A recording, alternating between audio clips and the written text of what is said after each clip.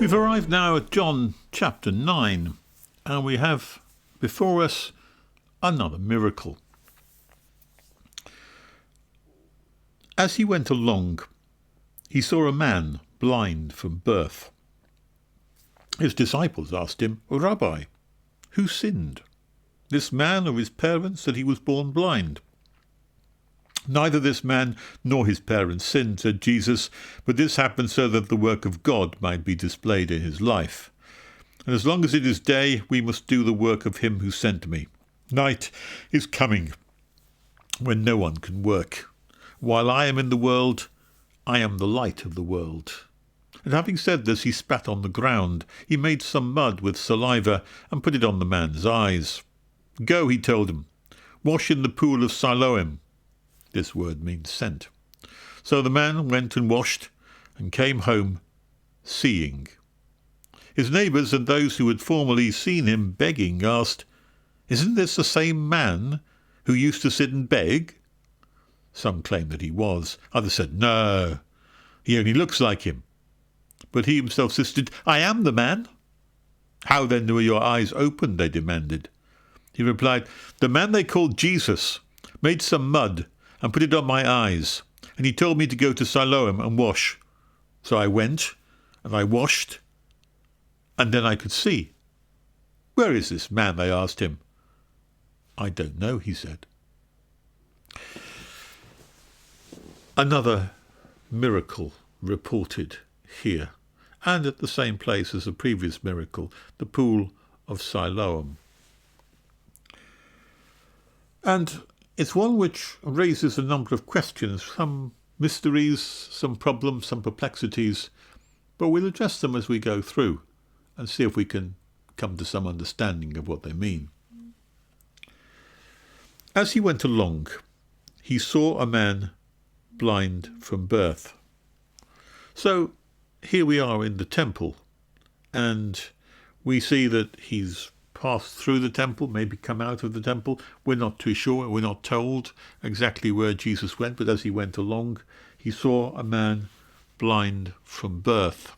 Now, an interesting question is raised here, and a couple of things are pointed out. First of all, people are born blind from birth, and some people are not born blind. So you have this kind of a problem here. Why is it that not everybody is born with the same capabilities? But clearly we're not. Some people are born with deformities. Some people are born with illnesses. Some people are born healthy and strong. Some people are born weak and sickly and maybe die quite soon. There is this strange contrast in the world as to why is it that some people are born in one way with great benefits and some not. There is no answer to that other than one thing, which is that that's the way it is. And that's just the way life is arranged. You can give all kinds of reasons for it, but I think the Bible only really gives one main reason for that, and that is it's the choice of God, called the sovereignty of God, which means that God makes a sovereign choice as to what gifts people are born with, what talents they're given, and what they're denied, what they don't have. This person was denied the sight that most people normally have, and that's a sovereign choice, down to the power and the discretion and the grace of God. That's just how the world is. Some people are born blind, and some people are born seeing. Now, the question is that the disciples ask is, "Rabbi, who sinned, this man or his parents, that he was born blind?" Now we have to stop at this point to understand a fundamental tradition and teaching of the age. And the fundamental view most people had at that time, it was commonly held that if you had some misfortune happen to you, it's because you sinned in some way. The misfortune, if you come down with an illness or a disease, you come out with a plague of boils, it's because you've sinned in some way, and therefore this is kind of a recompense what might be called by the Eastern religions karma, instant karma, payback time. You get the reward that you deserve because you did something wrong. This kind of instant justice. And this was endemic in the ideas of the people of this time. The idea that all illness, all sickness, all disease, all adversity, all things that went wrong were due to moral failure somehow. You did something bad and you would get paid back by an illness. You'd be brought down low because God, after all, is a God of justice, and he sees what you've done, he sees the errors that you make, and he will reward you accordingly with pain, punishment, and maybe chastisement on top of all of that. So, it's in that context that the disciples ask Jesus, who sinned, this man or his parents, that he was born blind? Now you can see their dilemma, because if they believe that every illness or disease or sickness is a result of you having done something sinful, how do you explain the fact that this person was born blind? Did he do something sinful even before he was born, therefore? Or could it be that maybe his parents did something sinful, and as a consequence the child was punished? That's the kind of idea that they had in their minds at that time, because it was so clear-cut, this connection that pain, illness, disease was a consequence of sin. Jesus said, you are in error. That is not how it works, and that illnesses and diseases, a blindness, any other disability, does not come because of moral failure. The disciples couldn't understand it because they couldn't see how the man could have been involved in this moral failure when he hadn't even been born yet. So they put it, maybe it's his parents. Neither, said Jesus, neither this man nor his parents sinned. And with that, Jesus breaks the link between the idea that if you're ill, it's because you've sinned. There is no link like that, says Jesus. This is not the reason. You have misunderstood. There really is no justification for people at this age to believe that kind of thing. Why? Because the teaching was very, very clear and plain in the Old Testament that that was the case. It's true also that God did smite some people, bring them down, smack them a good one if they were wicked or bad, but it's not an inevitable consequence. How do we know that? Because there's a whole book in the Old Testament written to prove that very thing to be true, and that, of course, is the book of Job.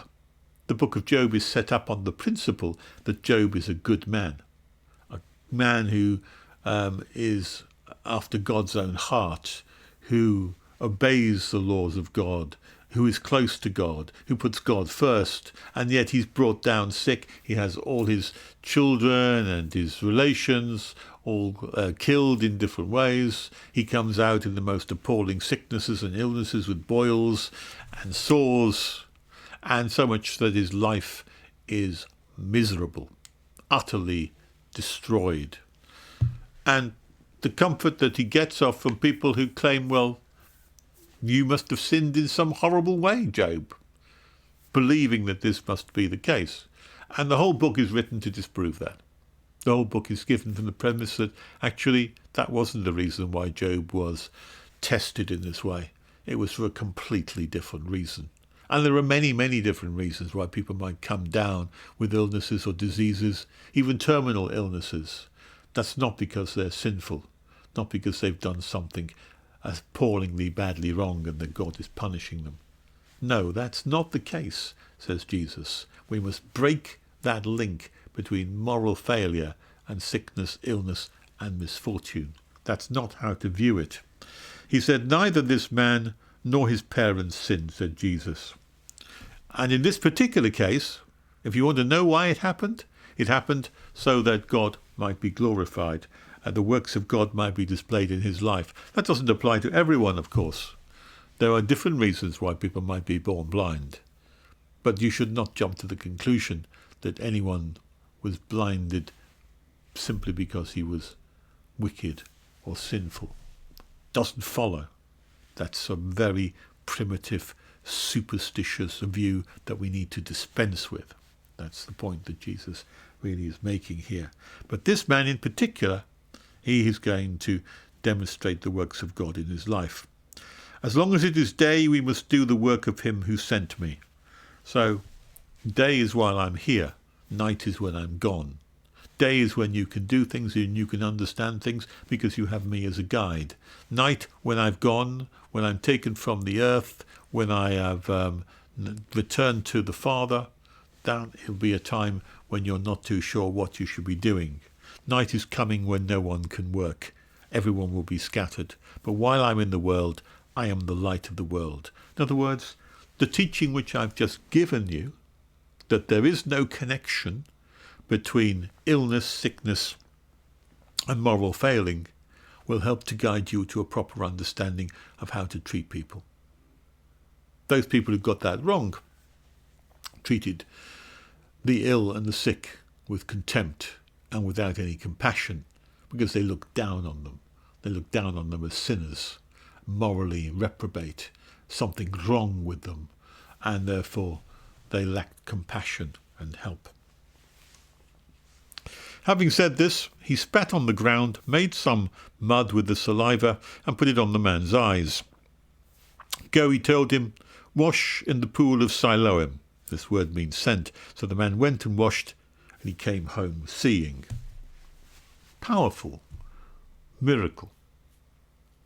And automatically you have to ask yourself the question, why? Why the theatricality of this? Why the performance here? Why not, if Jesus is going to perform a miracle, why not snap your fingers, it is done, suddenly he sees? If someone can perform miracles, one presumably doesn't have to think that they have to go and make some mud patches and put them on their eyes and then make your way to the pool of Siloam and then try and wash them off. Why?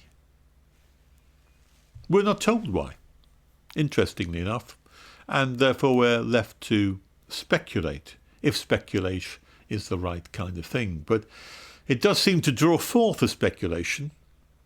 It seems to draw forth the idea of why this rigmarole, why this whole strange approach, spitting on the ground, gathering dust, making mud patches, spitting on it, producing the mud there, then taking the mud and fixing it on the eyes of the man so that they were covered in mud. Why? We can speculate. I don't know if the speculation is worthwhile having, whether it produces any elucidation. I tend to think that maybe the speculation is of secondary importance. Because after all, if it was of primary importance, I think we'd be told. Let me indulge in a speculation. And I only venture forth my own suggestion here as one possibility of many, because I'm not interpreting the scriptures at this point or explaining what the Bible's saying. I'm putting in my own idea, and you can therefore take it or leave it as you like. You may have your own ideas, and those ideas might be better than mine. But let me speculate on this. And I say, don't take this for as necessarily true. If you go to the business of picking up dirt, spitting on it, putting it on the person's eyes, and then telling them to go to a certain pool and wash, What have they got to do? Well, they've got to believe you, because no one is going to walk through the streets, stumbling through the streets, maybe with a stick of some kind, seeking to find his way somewhere which might be a long way off, stumbling through the streets with all this mud over their eyes, trying to grasp the way to the pool of Siloam, and then getting down into the pool, washing his eyes with the water, and then opening them again. No one is going to do that. It's a nonsense. It makes no sense. It's a foolishness. It's a stupidity. How could that possibly bring anyone any idea that they're going to be able to see again? It's ridiculous. Unless, of course, you believe it. The only way in which you would make your way through the crowds, get your way to the pool of Siloam on your own somehow or other, stumbling, falling over, picking yourself up, struggling on to get there. The only way you would do that is if you believed what Jesus said.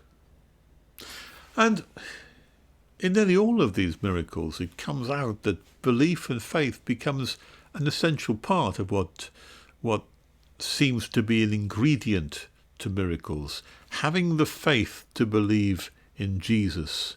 Do you believe that I can heal you? Yes. Then go and be cured. Do you believe that what I say will be true? Yes, I believe. Then your son will be cured. The woman who touches him, the hem of his garment, believed solidly that just by doing that it would work. This idea of faith becomes a crucial element in miracles in a way that I don't fully understand. It's not the same as faith healing, but there is an implicit trust in the person and the character and the words of Jesus Christ here. And it's that which impels the guy to go forward. And you know that he believes. You know that he believes Jesus and trusts Jesus because he went. If he didn't believe and didn't trust, what would he do? He'd dust it all off and say, leave me alone.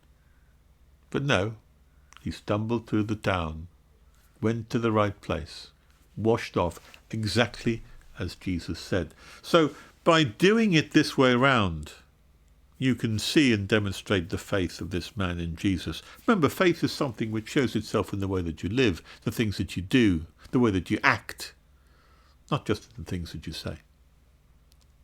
There's a man who trusted Jesus to get it right.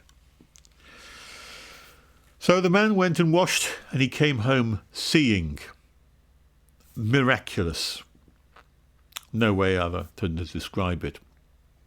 You might say, well, maybe it wasn't the same man. Maybe we have the wool being pulled over our eyes here. Maybe there was someone else who'd gone home. But we're dismissed from that point of view. His neighbours and those who had formerly seen him begging said, isn't this the same man who used to sit and beg? Some claimed that it was, while others claimed that it wasn't. No, it says he only looks like him. The way he would only look like him is because, well, and they admit, this is the guy that looks exactly like the guy, but this time his eyes are open. He looks like him, but it can't be him because he's blind and this guy's not blind. That's the basis, I think, of which they said it only looks like him. Look like him is a strong evidence here to say that this is not someone completely different. This is someone who is in appearance the same. Of course, looking like somebody is not the same as being the person. But then the reason why some may have doubted it seems to me, is quite clear, is that if a man sits around for many years with his eyes closed, or with his eyes staring in a wild kind of way because they're sightless eyes, that person looks very different from someone who can see properly and who can look around him and observe the world and use eyes as part of gestures and looks. People do look different after they have received their sight. You would expect that.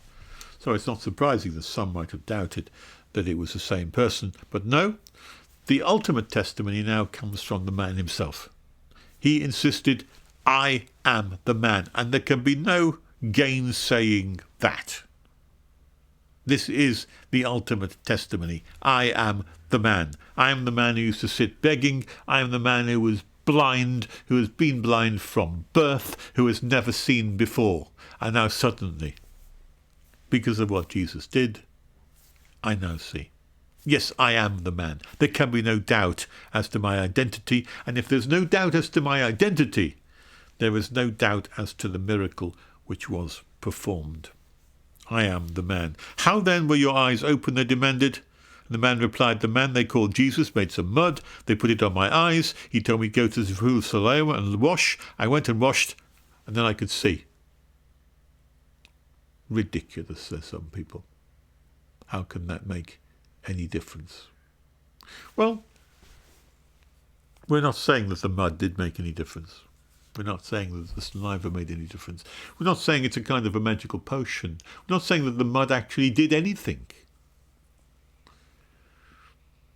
Except the mud made him go and perform the act that Jesus has wanted him to perform, which was to wash in the pool. That's all that the mud did. The mud didn't convey some mystical, magical elixir to his eyes in some sense, some special salve. It's not some therapeutic medicine, this. This is a matter of faith. And those who trusted and believed in Jesus found that their faith was not misplaced. When Mary had faith that he would turn water into wine, or at least deal with the problem, the faith was not misplaced. When the man who was in the pool, Bethesda, Siloam, couldn't get down into that water, but had faith in Jesus, got up and walked. And faith in Christ, then, the message here is that if you live and act out your faith, if you stumble forward to the pool of Siloam, if you wash your eyes because Jesus told you to do so, if you carry out the words of him whom God sent, then you'll not be disappointed.